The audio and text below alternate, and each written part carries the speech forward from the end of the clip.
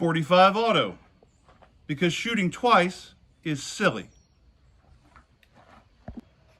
Hey, welcome back to the channel. Today we have for you a Kimber CDP, and I think they still make this model, although this is a fairly early one. This one, according to the factory, was made in 2001. As you can see, it has this very melted look. It's very sort of smoothed off. All of the sharp corners, sharp angles have been sort of aggressively rounded off.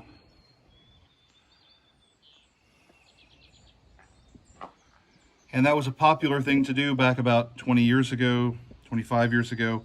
A lot of people wanted a pistol that looked like a bar of soap, a well-used bar of soap, as they said. Nowadays, they still will dehorn these, take off some of the sharp edges, but they don't get nearly this aggressive usually. People don't like this melted look as much as they used to. But this is a lightweight frame, alloy frame. It's a, I can't remember if it's a commander length slide or a 4-inch, but anyway, it's at least a 4-inch barrel, but with an officer's ACP size frame. So ordinarily this would be mated on a Colt or whatever to a shorter slide and frame, or excuse me, shorter slide and barrel.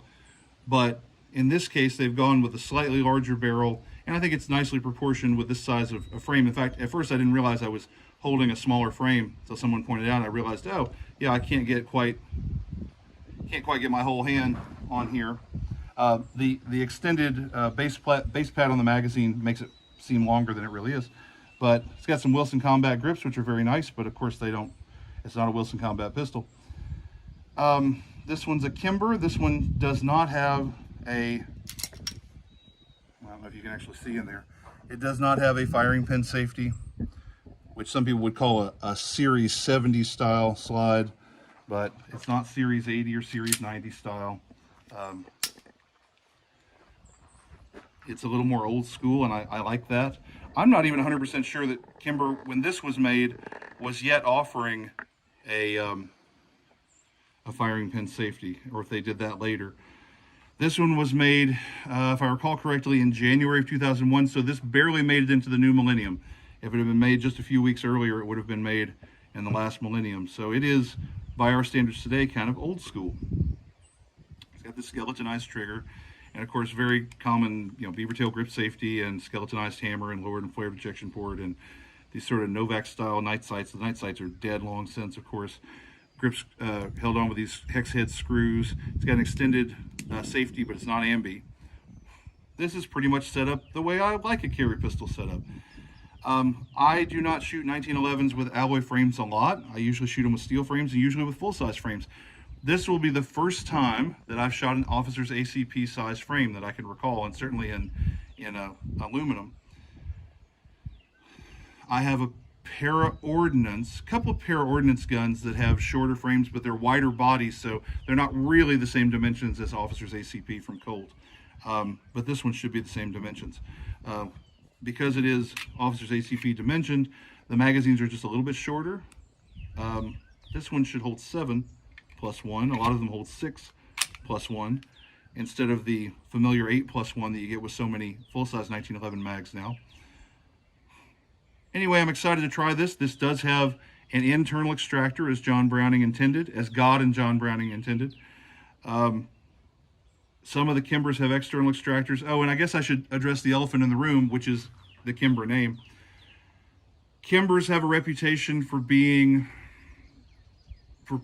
having poor quality control and for being often unreliable, and the company itself has a reputation for having poor customer service. I guess I should point out this is a coned, like a bull barrel, and it has no bushing, full-length guide rod.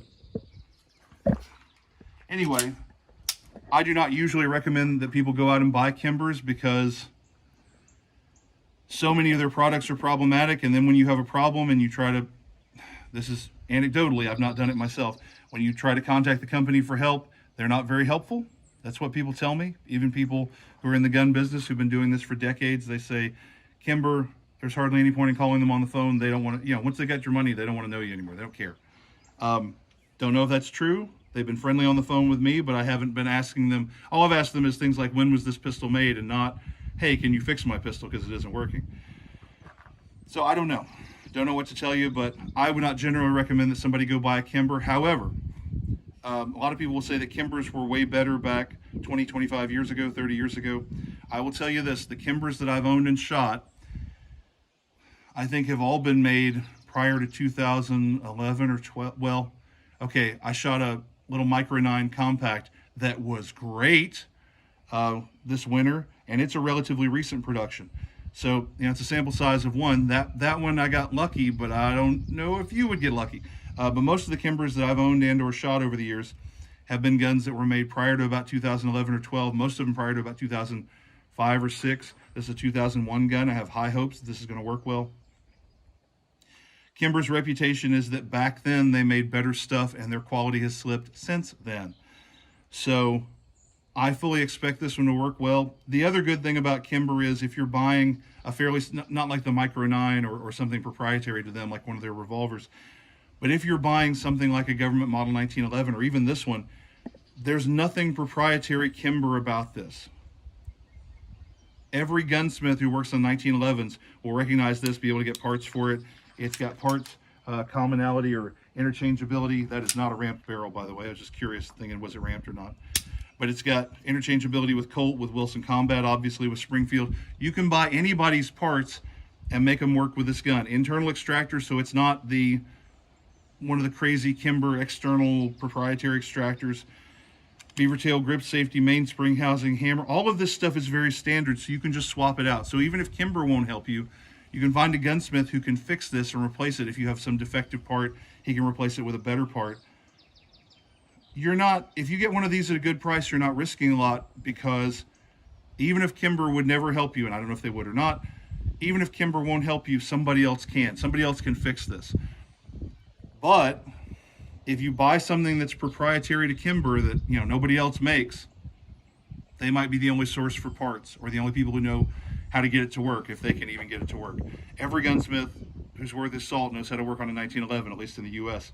So lots of places. You could send this to Wilson Combat, they can work on it. Send it to Cylinder and Slide. You could send it to lots of people, and they could get this working for you if need be, although I imagine this one works just fine.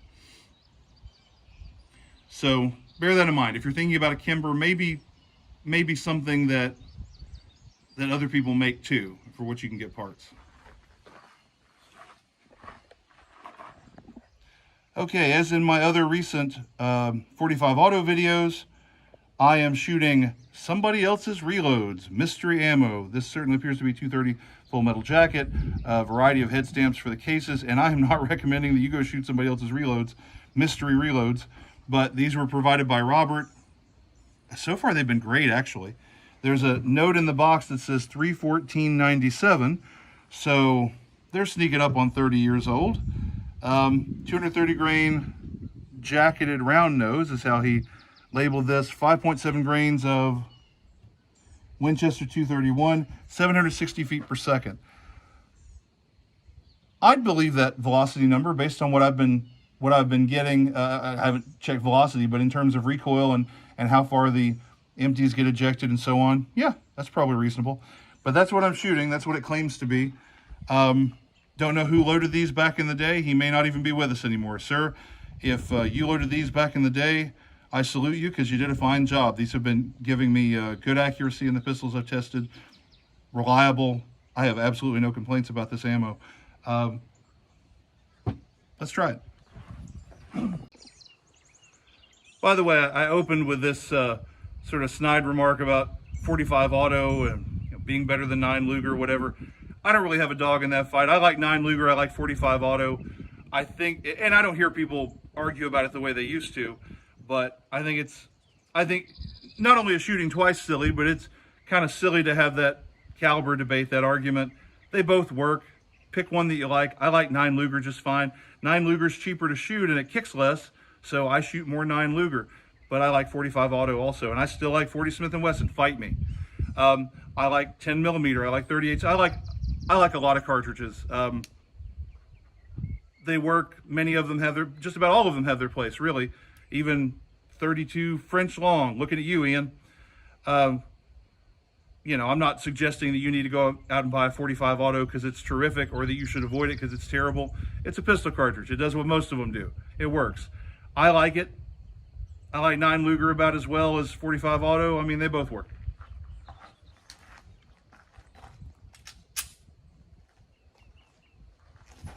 But I thought it was funny. Oh, I should get closer to the target if I want to hit it. All right, we're about 10 yards to the target. We got 5 rounds. Yeah, I was shooting the M1 Carb Bling earlier, shooting from 25 yards, but of course it's easier to get hits with a rifle than a pistol. And yes, I could keep well, I haven't fired this one yet, but I'm confident that with most pistols, I could keep every bullet on the silhouette somewhere at 25 yards. But I'd like to have a, like to have a smaller group. I don't want a basketball-sized group.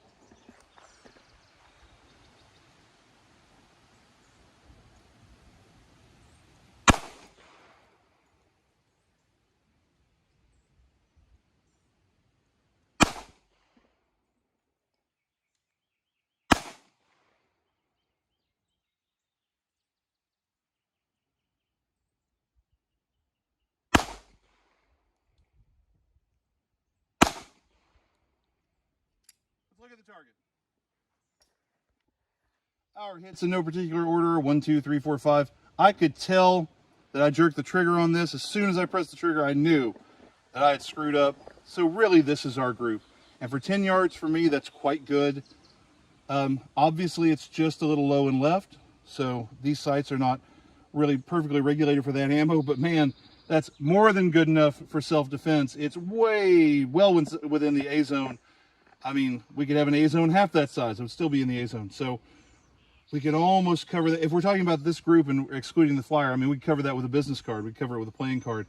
I have no objection to that. That's good accuracy. And of course, we only fired 5 rounds, but so far the Kimber seems to be performing. These sights are easy to pick up. The trigger on this one, I should mention, is very good. Very little travel, no over travel that I can feel.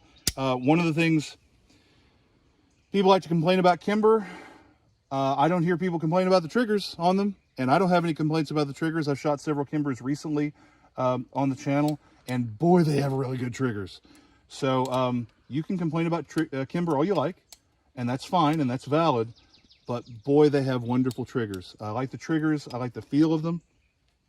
This one's got fine checkering on the front strap, which I don't know, it's hard to see on camera because it's dark, it's black, but a fine checkering on the front strap that really helps with purchase, helps, it's not abrasive, but it helps you hold on to the pistol. We've got checkering on the mainspring housing also. These G10 grips from Wilson do a nice job. Even though the pistol, it's a lightweight frame, and yeah, it wants to move around, it's not squirming around a lot in my hand. I can feel it shift just a little bit, but it's not a big deal. Even though this is a relatively light pistol, lightweight frame, and a shorter slide and barrel than you would get on a government model. Recoil was not objectionable. I mean, it's there, it's 45 auto, but it's fine. I've shot lots of 45s that kick worse than this. This really strikes a beautiful balance in terms of being small enough to conceal and carry, big enough for serious fighting, big enough to be reliable. The shorter 1911s, once you get below about 4 inches, reliability starts to get spotty. Reliability is not so good. And there are lots of gunsmiths who won't even work on them when they're that short. If you say, hey, I've got an officer's ACP that is malfunctioning, a lot of gunsmiths will just say, I'm sorry, I don't work on those. I mean, they're such a pain that a lot of gunsmiths have just thrown up their hands and given up on them. So this one's a great size.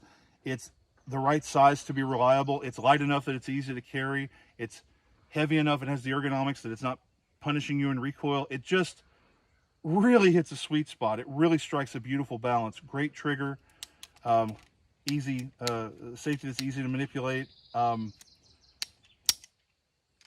We've got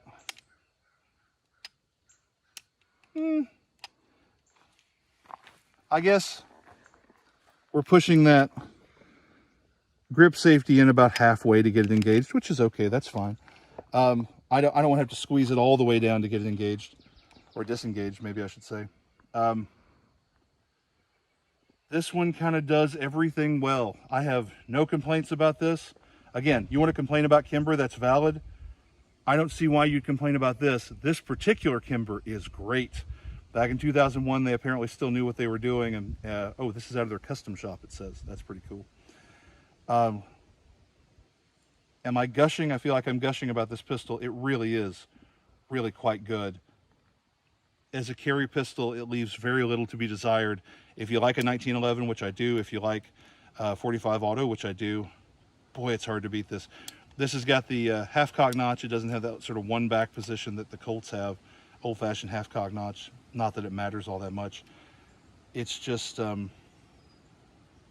it's a pleasure to shoot. It's checking all the boxes. It is it the perfect carry 1911? It's probably pretty close. It's wonderful. If you can find one that was made in 2001, I would say pick it up because this one's a winner.